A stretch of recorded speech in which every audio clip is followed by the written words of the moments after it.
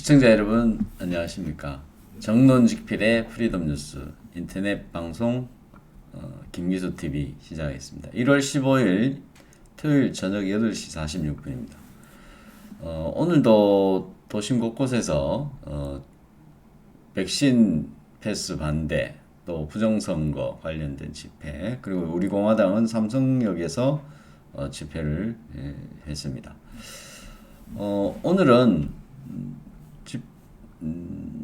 우리 시대가 뭐 산업화 민주화 시대를 거쳐서 우리가 복지국가로 발돋움하느니 마느니 뭐 그런 얘기를 하지만 제가 볼 때는 아직도 우리 시대는 야만 시대다 이런 생각이 듭니다. 그래서 야만 시대를 우리는 기록을 해야 되는데 어떻게 기록할 건가 또 어떻게 볼 것인가 기록에 앞서서 지금 이 시대를 어떻게 볼 건가 이런 생각이 듭니다. 그래서 지금 진행되는 최근의 징조들 있지 않습니까? 이병철 씨 의문사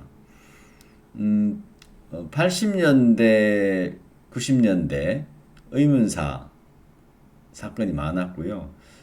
최근에는 군 의문사 뭐 이런 것들이 이제 있으면서 인권과 관련돼서 국가인권위원회도 설치가 되고 뭐 이런 했습니다만은 사실상 이병철 씨 이분의 사망건에 대해서 너무나 졸속으로 부검이 진행되고 연이은 그 이재명 후보 관련된 자살 사건 그리고 이 이병철 씨 같은 경우에는 의문사 여기에 대해서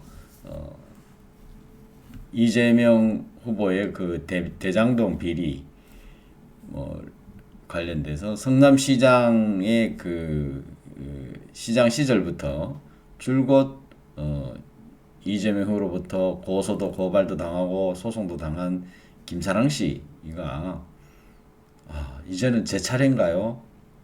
이렇게 절규를 하는 겁니다. 그 이재명 시장의 그 김사랑 씨는 원래 뭐 우리 뭐 진영으로 치자면은 민주당 쪽에 가까운 사람이죠. 그런데 그 당시에는 2000년대 초반이나 뭐 한 10년 20년 전에는 시민운동이라 그러면 사실은 다 뭐 좌파라 그러면 조금 예상하지만은 진보 계열이라고 할까요? 그런 쪽이죠. 실제로는 보수 쪽에 뭐 시민사회단체라는 것이 간변단체죠. 간변단체. 예를 들어서 뭐 자유총연맹이라든가 또 이런 어떤 뭐 그런 정부 예산에 의지해서 유지되는 그런 단체들이 대부분이었고 뭐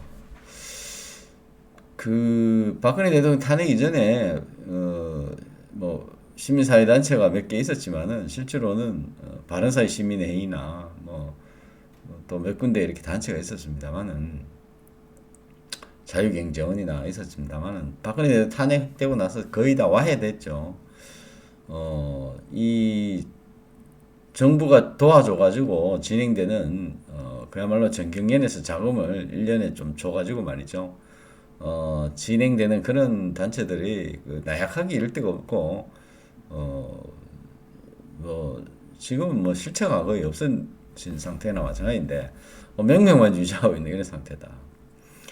그것은 이제 지원이 없어서 그런 것도 있지만은 두 번째는 이 정부가 적폐 수사를 워낙 엄혹하게 했다 이런 생각이 듭니다. 그래서 이 적폐청산의 반대말이 이 멸공입니다 이렇게 페이스북에 올려놨더니 많은 분들이 좋아요도 많이 눌러주시고 했는데 적폐청산의 반대말이 멸공 아니겠습니까?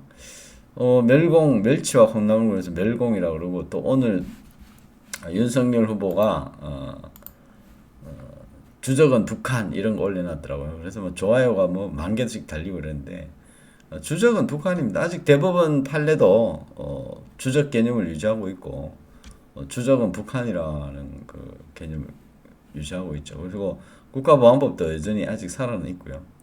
탄원이 있습니다. 그래서 근데 이거를 보면서 제가 이게 다시 좀 해볼게요. 윤석열 후보가 주적은 북한 이렇게 올렸습니다. 그래서 근데 이게 제가 이제 여기에 이걸 올리기 전이죠. 올리기 전인데 적폐청산의 반대말은 멸공이다 이런 얘기를 올렸습니다. 그래서 이 멸공하던 사람을 다 때려잡은 것이 적폐 수사거든요. 멸공하던 사람. 멸공의 주체를 청산한 게 적폐 청산 아니겠습니까? 첫 번째 박근혜 대통령 레짐 체인지 한다 그랬고 전직 국정원장들 그 다음에 대법원장 부터 시작해서 기무사 사령관부터 그리고 수많은 또 공안검사, 파견검사, 국정원 파견검사까지 그리고 많은 국정원 직원들 다 뽑고 그리고 국정원 사실상 재배치하고 뭐 국정원에 한때 삼성교육대가 생겼다는 그런 말도 있었잖아요. 지금 윤석열 후보가 주적은 북한 이렇게 얘기하니까 북한 그 맞는 얘기, 지당하고 맞는 얘기고 대부분 판례도 다 맞는 얘기인데 뭔지 좀 어색하다. 윤석열 후보 하면은 그냥 적폐청산의 그 잘 드는 칼이 있지 않냐 이런 생각이 듭니다. 적폐청산의 칼. 지금 윤석열 후보 나오니까 조국을 수사했던 수사검사들이 이제 공판에 참여하려고 하니까 대검에서 이거 가지마 이렇게 된 거죠. 그래서 작년에 거기에 검사들이 막 항명을 하고 난리가 났었죠. 이번에 또 조국 재판부가 동양대 PC 있잖아요. 그 들고 나온 거 동양대 PC를 압수할 때 왜 피의자 참여를 안 시켰냐 이래가지고 증거를 못 쓰겠다 이러니까 증인신문 하는 과정에서 증거물로 인정을 안 하니까 검사들이 증인신문 중단하고 자리를 박차고 재판부 기피 신청하겠다 하고 이렇게 나오는데 법원에서 대법원 판례에 의해서 이렇게 동양대 PC 이거 증거 능력을 먼저 확보를 했어야 되는데 적폐청산 수사를 조국 수사에서도 저렇게 예리하게 한 방 맞는 거 보면 증거 능력 확보를 못 해가지고 한 방 맞는 거 보면 그 조국 수사할 때는 어찌나 그렇게 공평하게 재판을 하는지 서울법대 그 형법 형사소송법 교수라서 그런지 특별히 더 신경을 쓰는 것 같네요. 근데 그런 법원이 왜 적폐 수사해서 기소한 사건에 대해서는 얼렁뚱땅 다 넘어갔냐? 응? 증거 능력 관련돼서 엄격하게 따져본 적은 있나? 응? 대표적인 게 태블릿 PC 아니겠습니까? 그죠? 그 주적은 북한 다 맞는 얘기고 또 많은 분들이 이걸 올리면서 그래도 우리 윤석열 후보가 안보가는 그래도 확실하구나 라는 면에서 뭐 저도 적잖이 그래 안보관념이라도 확실한 사람 응? 그리고 한일 관계 회복할 사람 이런 사람 그 대통령이 아주 기본 최소 필요 조건이다 이런 생각을 합니다. 이런 생각을 합니다만은 그나마 다행이다 이렇게 생각하시는 분들이 많고 이렇게 해서 또 어쨌든 지난번에 그 신지에 영입했을 때보다는 훨씬 낫다 이런 생각이 듭니다만은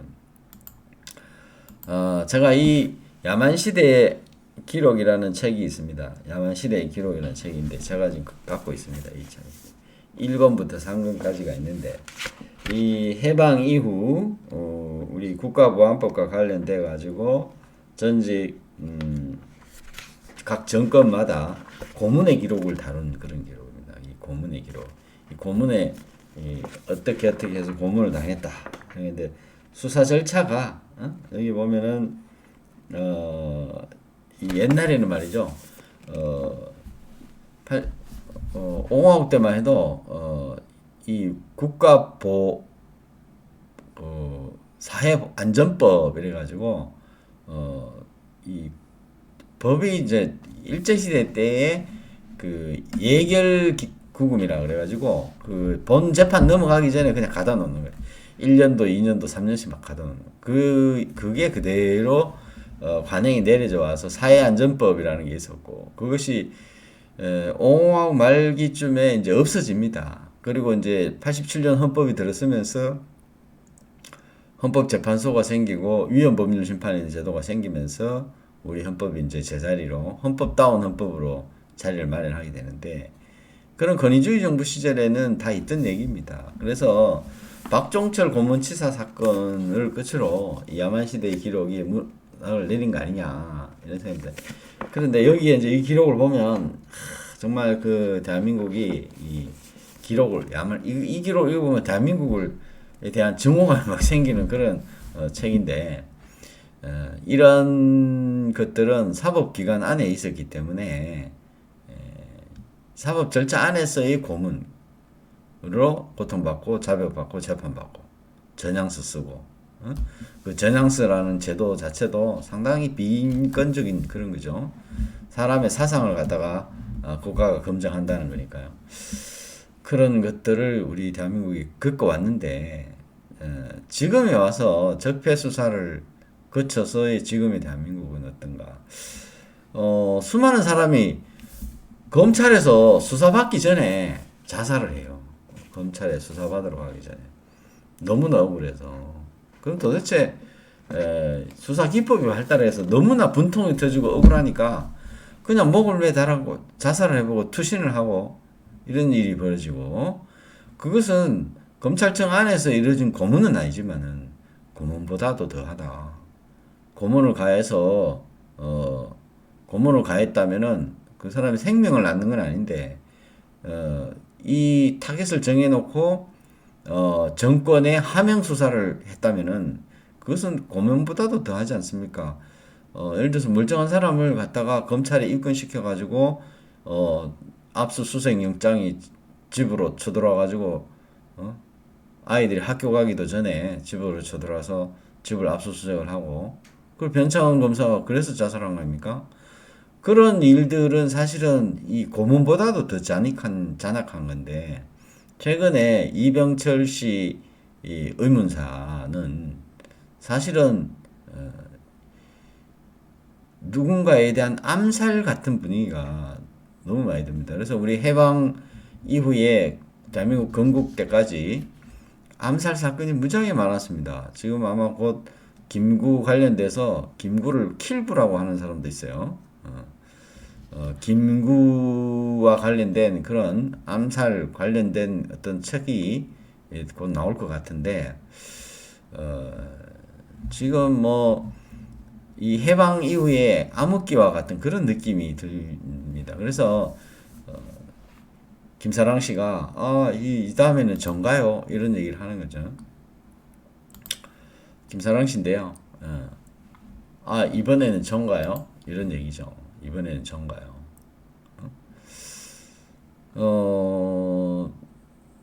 이 김사랑 씨 같은 경우에는 정신병원에 한번 실제로 감금된 적도 있고 굿바이 이재명이라는 책을 보면 이재선 씨는 실제로 감금될 뻔했던 거고 나중에 이제 그 스트레스 때문에 유동규한테 계속 험한 전화가 오고 이래서 동생을 만났더니 그 뒤에 또 이제 부모하고 자식 간의 그런 갈등 정신병원에 넣겠다는 그런 과정을 겪으면서 실제로 정신병이 와버린 거죠.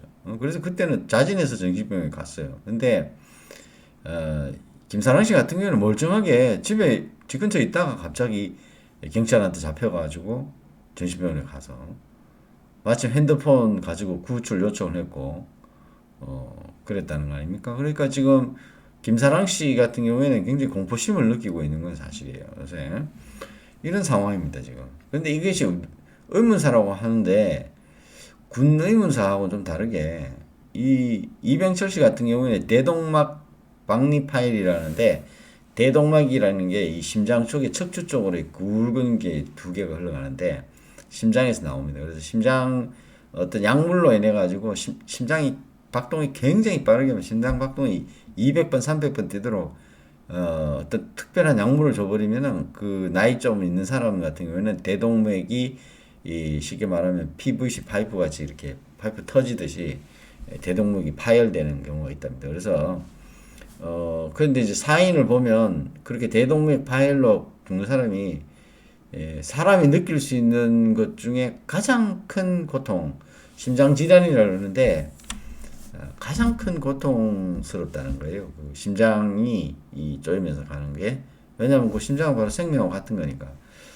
그래서 보통은 심장이 아픈 사람들이 이렇게 쪼그려 가지고 이렇게 있는데 이병철 씨 같은 경우에는 쭉 다리를 펴고 누워 있다 그런 얘기를 해요. 어떻게 다리를 펴고 누워 있었냐? 그 이해가 안 된다.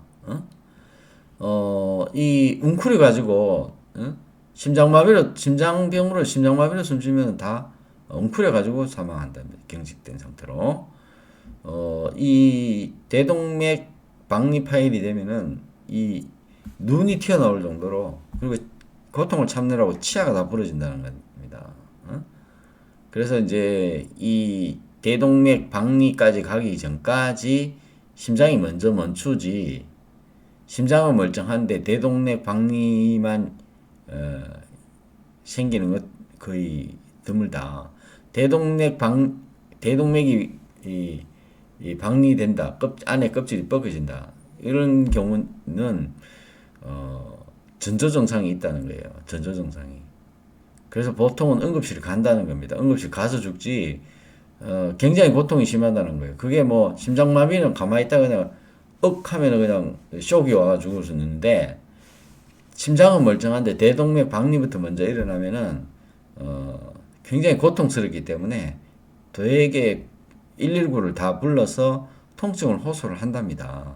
그렇게 나무 토막 쓰러지듯이 탁 쓰러지는 거 아니다. 심장이 바로 붙어 있는 대동맥하고 둘 중에 심장에 관상동맥이 막혀갖고 심장 근육이 경직되면 바로 쓰러지지만, 대동맥 박리는 그렇게 한꺼번에 탁 쓰러지지 않는다는 거예요. 대동맥이 통증이 시작이 된다는 거예요. 박리될 때. 그러면 보통은 다 간다는 겁니다. 그게 병원에. 그래서 이 대동맥 혈관의 내벽이 박리될 정도면 그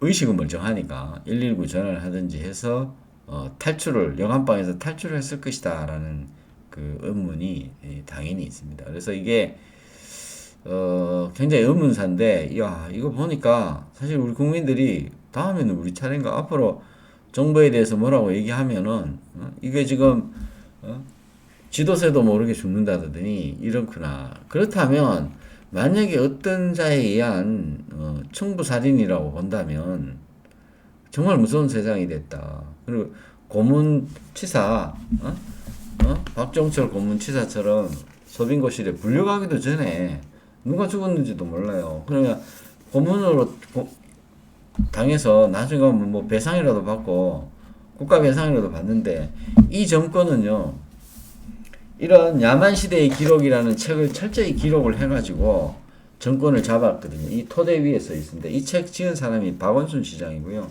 이 책 뒤에 보면요, 조국이 추천서를 써놨습니다. 이 책은 2006년도에 출간된 책입니다.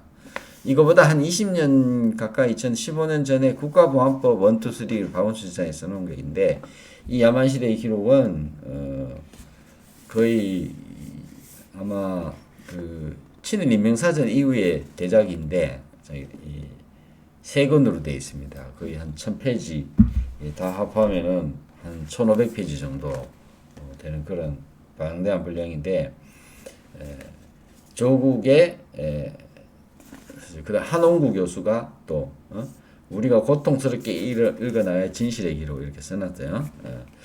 정말 이런 책들을 보면 기록을 잘한다, 좌파들은. 그런데 우리가 박근혜 대통령 탄핵 이후에 탄핵 백서 하나 제대로 써내지를 못했다.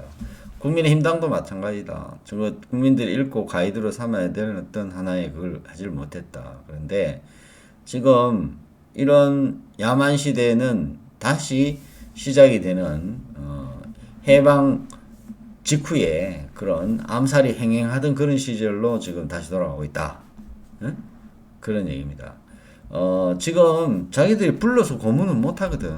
그런데 정교하게 기소를 해서 타켓을 만들고 수백 명의 그 판사들을 불러서 조사를 하고 그렇게 해서 양승태 대법원장을 법대에 세우고 박근혜 대통령을 또 법대에 세우고 이런 식으로 했잖아요. 그게 지금 원죄가 윤석열 후보한테 없다고 할 수 있겠습니까? 있지. 본인이지. 그런데 지금 말이에요. 우리 선거를 앞두고 있거든요. 선거를 앞두고 있는데 지금 안철수 후보하고 단일화하는 것이 굉장히 중요한 문제인데, 응?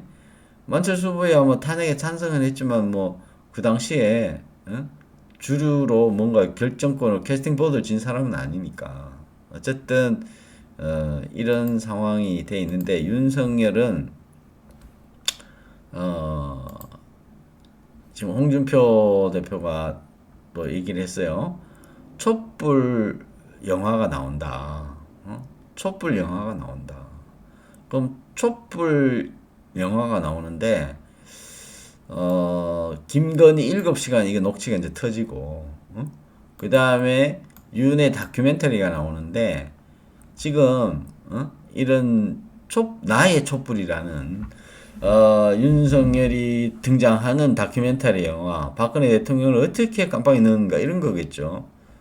이런 거 보면은 우리 국민들이 이거 이제 편가르기 하는 거 아니겠어? 이런 게 지금 정교하게 나오는데 홍준표 대표가 그래요. 저쪽은 정교한 대선 플랜을 가동하고 있는데 국민의힘당은 뭐 좌충우돌하고 있다라는 거예요. 제가 볼 때는 이게 지금 사실이고 또 이해창 후보가 이인재 그때 너무 자기가 된다 그랬거든. 지금 딱 보면은 이해창이 득세해서 그 서울법대 나온 분들이 자만인지 모르겠어요. 잘 나가던 사람 이해창과 오버랩이 됩니다. 감사원장으로 공직으로 크게 출세했고 윤석열은 검찰총장으로 공직으로 크게 출세한 사람으로서 동일하고 서울법대 나왔다는 걸로 또 동일합니다. 그런데 이 지금 선거 캠프에 서울법대 사람들이 많이 뭉쳐 있어요. 근데 제가 볼 때는 이런 이해창의 패배했던 그때가 스물스물 그렇게 기억이 나옵니다. 이게 지금 너무 자신만만하다 일단. 그 다음에 뭐 이인재 없어도 될 거다 이렇게 생각한다. 안철수 별 볼 일 없다. 뭐 이런 그냥 깔아뭉개고 가는 그런 분위기가 좀 심하죠. 이런 상황입니다. 이런 상황에서 만약에 내년 대선에 국민의힘당이 패배한다면 어떻게 되겠습니까? 그리고 또 성공한다면 어떻게 되겠습니까? 성공한다 그러면은 이 민주노총 오늘 집회했던데 난리가 나겠죠. 난리가 나겠죠. 만약에 패배한다 그러면 어떻게 겠습니까? 패배한다 그러면 이제 파장으로 가겠죠. 지금 윤석열이 대통령이 된다는 의미에 대해서는 시대에 뭐 예를 들어서 제가 볼 때는 김영삼, 김대중 대통령 쉽게 말하면 DJP 연합으로 가는데 제가 볼 때 그거보다 더 약해 보여요 지금은. 완전한 이 홍준표 대표가 당대표가 됨으로써 5공화국하고는 국민의힘당 5공화국하고 보수 야당하고는 완전 절연된 관계잖아요. 지금 뭐 홍준 대표하고는 뭐 김종인하고도 불편한 관계인데 구속시킨 사람이잖아요. 홍준표가. 지금 윤석열이 대통령이 된다 그러면은 이 박근혜 대통령 탄핵의 정당성이 역사적으로 확보가 되는 그런 사실 그런 의미가 있죠. 그런 의미가 있습니다. 김대중 대통령 당선으로 인해서 사실 50 세력은 완전히 괴멸되는 그 결과가 나왔고요. 고속도로를 김영삼이 깔아줬습니다. 사실은 하나에 숙청하고 전두환 대통령, 노태우 대통령 구속 수감해서 국민들 앞에 갖다 냈고 그렇게 딱 이거를 쿠데타다 이렇게 못 박아버려. 사법적으로도 딱 못 박아버려. 그리고 5.18에 대해서 민주화운동이라고 훈장을 달아줬습니다. 그것이 DJ가 대통령 되는 토대였던 거예요. 지금 이 길을 누가 깔아주고 있느냐? 지금 박근혜 대통령 탄핵에 대한 영화가 나오면 윤다큐 상영이 되면은 윤석열은 좋아할까요? 내가 말이야 내가 주인공으로 나오네 그러면서 좋아할까요? 싫어할까요? 그런 것입니다. 어떤 상당히 걱정되는 그런 문제고 어쨌든 지금 야권은 단합이 돼야 되는데 이 국민의힘당이 오만해서 제야에 있는 세력이라든가 아스팔트라든가 뭐 가까이 있는 홍준표 또 아니면 황교안 또 이런 분들이 한국 손잡을 생각을 별로 안 하는 것 같아요. 그리고 뭐 우리 공화당도 마찬가지고 이 제야의 조그만 정당들하고는 아예 상대를 아예 이 취급을 안 해버리는 그런 일이 생기는데 그 모습 자체가 굉장히 오만하다라는 인상을 지울 수 없습니다. 뭐 여기 오늘 우리 공화당 분들도 많이 왔는데 우리 공화당 표가 몇십만인데 왜 우리 공화당 와서는 그 지난번에 구미 생가 방문할 때 윤석열 비 오는 날 그 난리를 펴서 바지춤이 내려갔는지 뭐 양복이 벗기졌는지 모르겠지만 완전 그냥 비 맞은 뭐 마냥 그냥 차 타고 겨우 쫓겨나갔는데 그거는 양반이지 윤석열보다는. 윤석열 났을 때는 더 했어요. 시간도 한 서너 시간 잡혀 있었다고 그러던데 그 양반이지. 윤석열은 그냥 가볍게 해줬지. 근데 그런 일이 있고 나서 뭐 조원진 대표하고 밥 한 번 먹자 뭐 그렇게 얘기했다는 걸 본 적이 없는데 그렇게 해서 자꾸 제가 볼 때는 어디 가서 김병준 위원장 데려오고 뭐 데려오고 이러지 말고요. 야권들을 돌아봐야 되고 합니다. 봐야 되는데 지금 20년 전에 이해창 그게 데자뷰가 많이 되는 그런 상황입니다. 우리 김사랑 씨를 지키기 위해서 그 노력을 많이 해야 되는데 지금 유족들이 이병철 씨 유족들이 아마 그 이병철 씨 누이가 제가 들리는 얘기로는 그 이병철 씨 자녀 둘을 누이가 부양을 해야 되는 모양입니다. 그래서 가정적으로 굉장히 어려운 것 같아요. 여러 가지 뭐 심리적으로 얼마나 위축이 되겠습니까? 그런 부분이 있는데 유족들 동의 없이는 뭔가 하기도 어렵고 또 사인들이 모여가지고 비대위를 모여도 그 지킬 수 있는 디펜스가 되는 건 없잖아요. 그래서 당이 좀 나서주고 이래야 되는데 이런 문제에 있어 가지고는 거국적으로 여러 정당이 다 관심을 갖는 기구가 만들어지는 그런 네트워크가 우리 우파에는 전혀 없어요. 그게 이제 문제고 전혀 없어요. 비대위에 저도 이름을 올렸습니다만은 실제로 우리가 뭘 할 수 있을까라는 그런 생각이 들어서 안타깝습니다. 다만 우리 김사랑 씨에 대해서는 보호하기 위해서는 많은 관심을 가져주면 될 것 같아요. 네. 지금 여기에 이 야만의 기록을 써서 대한민국이 고문의 역사라고 하면서 한두 쓰셨던 조국 재판 이게 지금 이 고문당한 건 아닌데 마치 조국과 정경심이 뭐 고문당한 건 아니잖아요. 근데 동양대 PC가 증거 능력이 없다 이래가지고 검찰이 뭐 나가버리고 뭐 그런 해프닝이 지금 계속 벌어지고 있는데 이 진실이라는 것은 사법 절차에서는 실체적 진실이라는 게 있고요. 절차적 진실이라는 게 있습니다. 그래서 실체적 진실은 형사소송법의 교과서에 나오는 얘기, 실체적 진실.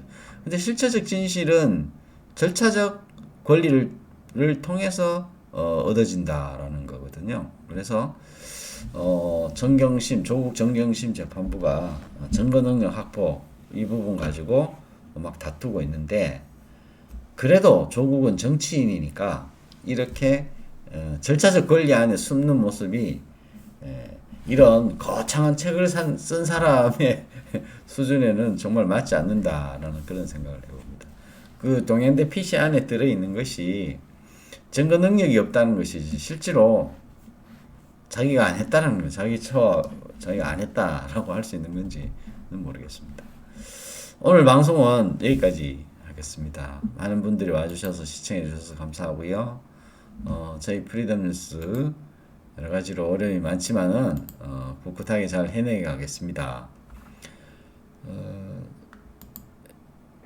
저희 유튜브 방송 하시는 분들 중에는요, 월요일 날 오전 11시에 양재역에 방심이 농성 5주년 기념 행사를 프리덤 뉴스 미디어워치 신의 한 수 공동으로 주관해서 간단한 조촐한 모임을 하니까 유튜브 방송 하시는 분들은 한번 오셔가지고 방송도 해주시면 감사하겠습니다.